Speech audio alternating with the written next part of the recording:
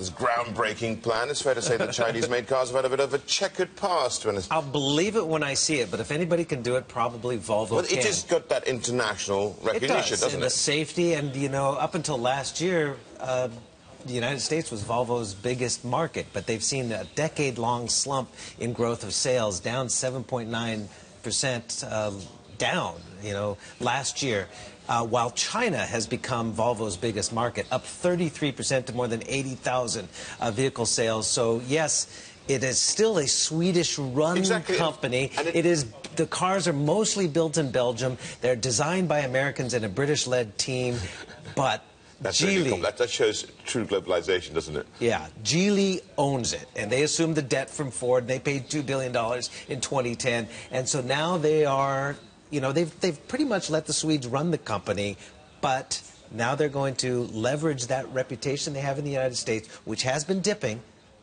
They're going to try to sell the S60L, their sedan, the mid-size sedan, in the United States this year, according to the CEO. Steve, it has the perception of being a Swedish company, doesn't it? And that's a huge advantage, I guess, for Geely when it comes to trying to export to the United States.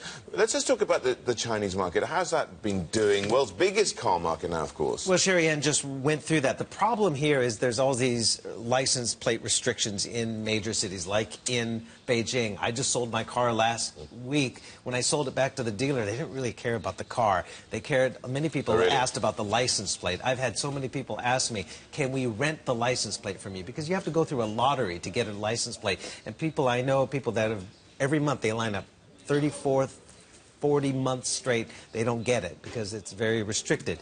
So people want the license plates. I could have rented it to somebody for 50,000 renminbi, but of course then it's my responsibility, so I'm not going to do that. I just ditched it. I got rid of it. That was more valuable than the car. But let me run through some of those numbers.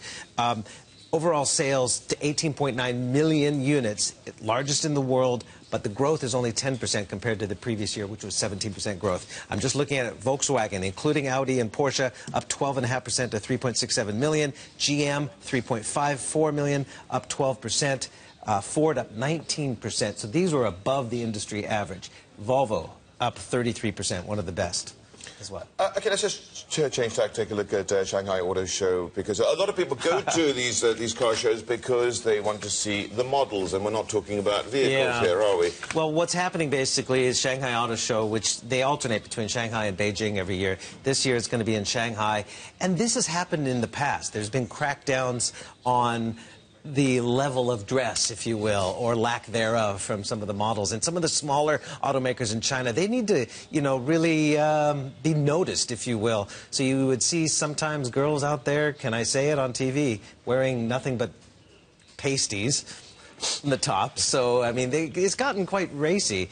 And there's been crackdowns in the past, but then every year they come back. So Shanghai said, quote, "We want to ensure that the show returns to its original spirit of showcasing auto technology and products. Quote, we're not ruling out banning car show models." Okay, well, we shall see what happens. We'll see what happens. I mean, market usually determines what shows up.